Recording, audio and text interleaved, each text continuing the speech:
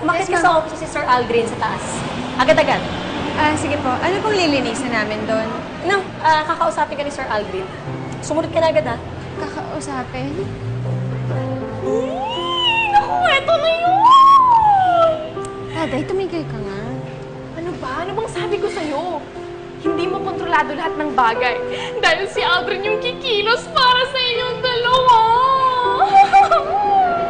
Paano si JB? Ano ka ba? Baka naman kasi may plano siya para sa inyo. Naku, itutuloy-tuloy niyo na ito. Wala nang preno, girl! Woo! Eto na! Tumigil ka nga.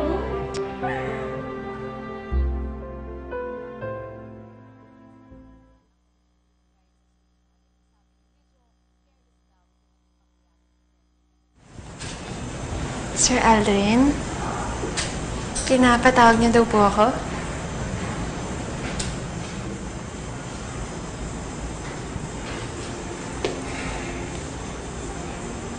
Alam mo bang hindi nakauwi kagad sina JV ng dahil sa'yo? Hindi kasi ako nagising eh.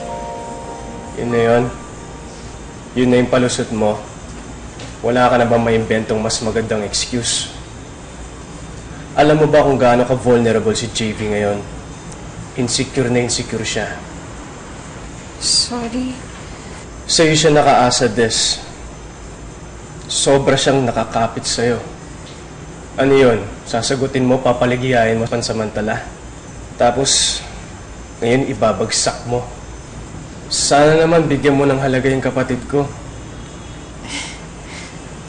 Pero, paano yung sinabi mo kagabi? Nangyari kahapon, wala.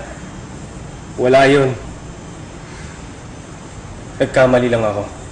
Pero, Ano akala mo? Mag-I love you ako sa'yo? Na mahal kita? pero kasi, Akala ko ikaw si Celeste. Akala ko ikaw ang girlfriend ko. Di ba lasing ako? Ano, maniniwala ka sa lasing?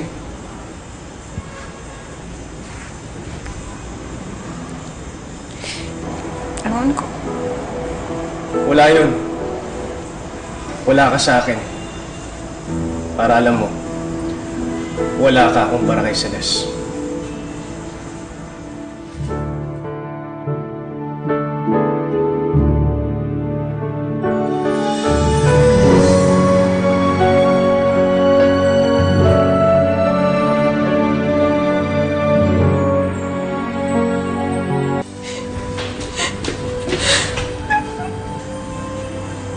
Tess!